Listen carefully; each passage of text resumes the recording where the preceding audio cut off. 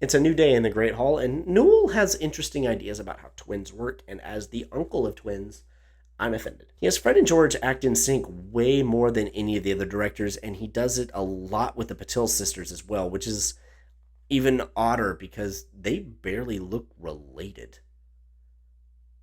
Because they aren't. How hard would it have been to find twin Indian girls?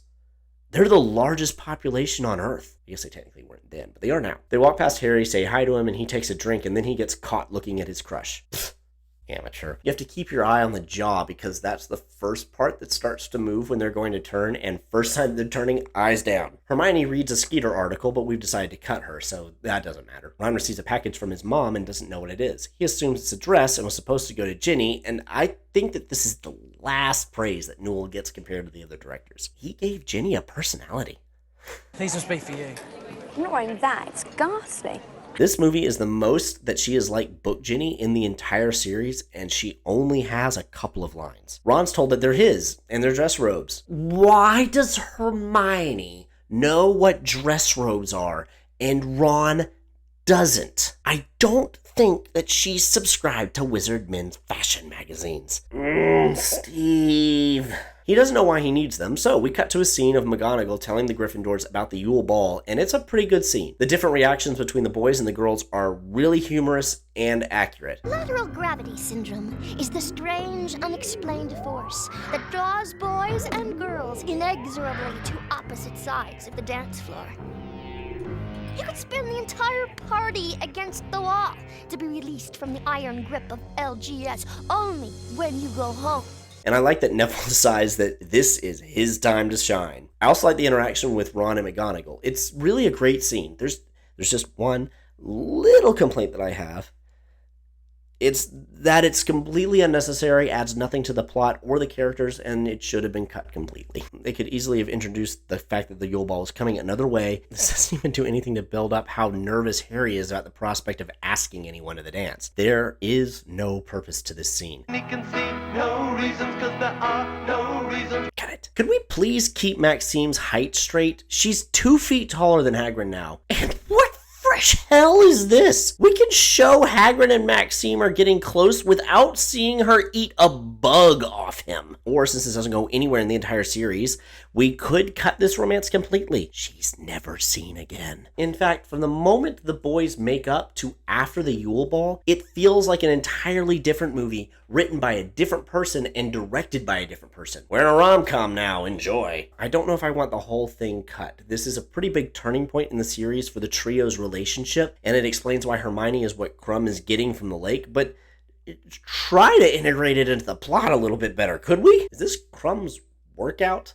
Walking at a casual pace while swinging his arms and lifting one knee? It doesn't seem effective. Harry and Ron discuss their inability to get a date, and what is Snape doing? Pushing them at their work so they'll do it? And what class is this? It's not potions, it's in the wrong room, so why is Snape here? Does Newell also not know that Snape teaches potions? That wouldn't surprise me. Ron is extra sad because even Neville has a date. Why didn't trust you to know that Neville's already got someone?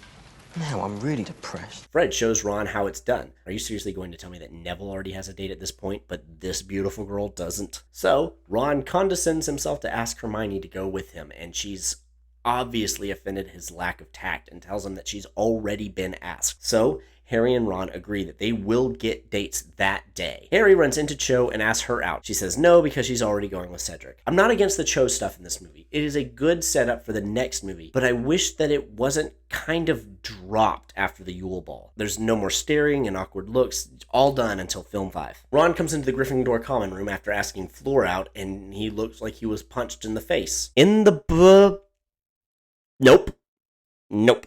Here's the problem without bringing up rectangular stacks of paper. Why would Fleur generate this kind of reaction in Ron? She's the Beauxbaton champion, and that is it. She has had no lines yet. She has never been in the same frame as Ron. Ron, nor anyone else, has ever mentioned her beauty. We saw Ron stare at the backsides of some of the Beauxbaton girls, but she wasn't one of them. There has been no indication thus far that Ron likes her, but more Ginny personality, so that's nice.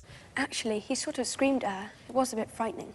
So Harry asks out the Patil girls for himself and Ron, and now they're getting ready. Ron looks rough and wishes he was dead. Murder me, Harry.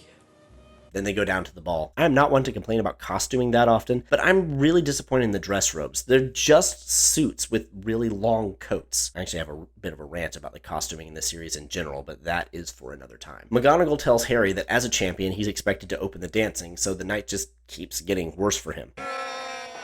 Harry sees Cho and feels jealous that he's not with her. But then Hermione enters, and I think that we're supposed to pretend she looks different, but I don't have the energy. It's Hermione in an updo and a purple dress that looks kind of tattered. Don't get me wrong, she's beautiful, but not much more than she is in every single scene. That being said, Emma Watson plays this scene really well. She comes down and we discover that Krum asked her to the dance. He takes her hand and she gives Harry this little wave and grin that is equal parts awkward and adorable. They enter the ballroom and she's just the right mix of excited and disbelieving, and Radcliffe also nails Harry Potter at the Yule Ball. It is exactly how I pictured it. No notes. Is that Hermione Granger? The girl who looks exactly like Hermione Granger? Yes, it is. The champions come to the dance floor and start dancing, and I love how much better of a dancer Pavarti is than Harry, and how bad he is. Radcliffe has said that that wasn't acting. He was legitimately trying his best at the time. He's been on Broadway now, so he's probably a better dancer than he was at 14, 15. I can't remember how old he was. Most people are having a good time. Hagrid asks Maxime to dance, and she's now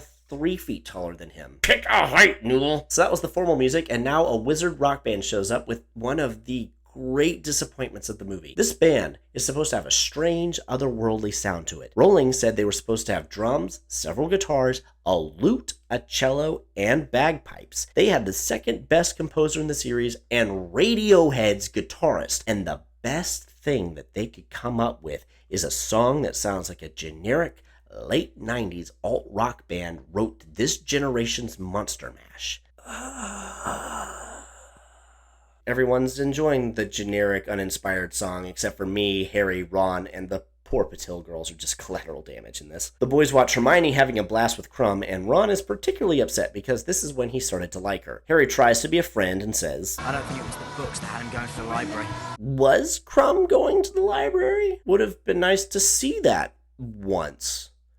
Or heard it mentioned once. The line comes out of nowhere is what I'm saying. I will admit that this scene does feel real. You feel so bad for the poor Patil girls, but at the same time, you can also understand the guys because, or at least I can, because that's me at dances now. I don't like dancing. Even now, married for 10 years, when I dance with my crazy sexy wife for the dual purpose of making her smile and getting to see her dance, or with my daughter because I love her, and she loves to dance. I will be darned if any guy dances with her more than I have before she's been married for 10 years. I am so stiff that I develop lower back pain. So I'm on both sets of character sides here. Except for Ron, because in this installment of the series, he is a whiny git that needs a good punch in the face. So Hermione sits next to the boys, and Ron is upset, so he says that the only reason Krum asked Hermione out was to get information on Harry. She's understandably upset by this, so they fight. Who was it wanting his autograph? Ron has never mentioned wanting Krum's autograph, even when he was drunk. They verbally spar, and she leaves very angry. Padma's had enough and asks if Ron is going to dance with her. He says no, and she leaves. Good for you, Padma. Stand up for yourself. Refuse to not have fun. Ron and Hermione are still fighting, and she hints that she's upset Ron didn't ask her to the dance. She yells at him and sends poor, confused Harry to bed. Hermione is really upset. Neville's still having fun. Good for him. Hagrid and Maxime are dancing, and she has shrunk now, but is still way taller than he is. Just turn your brain off, it'll be fine. Now we follow crows flying through Hogwarts. This whole series wastes so much time on shots of birds. Harry has a nightmare because the rom-com is over now, so we need to remind the audience that evil deeds are afoot. He sees the same graveyard as before, but it's snowy now, so time has passed, I guess. But then we see kind of a recreation of the first scene, only with Wormtail showing Voldemort a tattoo. Voldemort comments that the time is close, but what that has to do with the tattoo, we have no idea, and we never will. Shut up about that forever. Then Voldemort realizes that Harry is there, and they repeat the shot of him killing the old man. That whole thing could have been cut too. First off, these aren't dreams, Newell and or Steve. Harry is seeing what Voldemort is currently doing because of their connection to each other, and it can't be happening right now because Wormtail can't be at that house because he's currently at Hogwarts. Second, no information is gleaned. Wormtail has a tattoo. Wow. The only reason this happens is to remind people that Voldemort has a plan for Harry, because we've been neglecting that fact for the last 20 minutes or so. Harry wakes up and sees that Neville has just gotten back, and he appears to have had a great time, and just good for you, Neville. But your scene should have been cut too, since you come after Harry wakes up from a dream sequence that we didn't need, and nothing about anyone's perception of your character changes from here out, and this also isn't the beginning of a burgeoning romance between you and Ginny, so pointless. Sorry.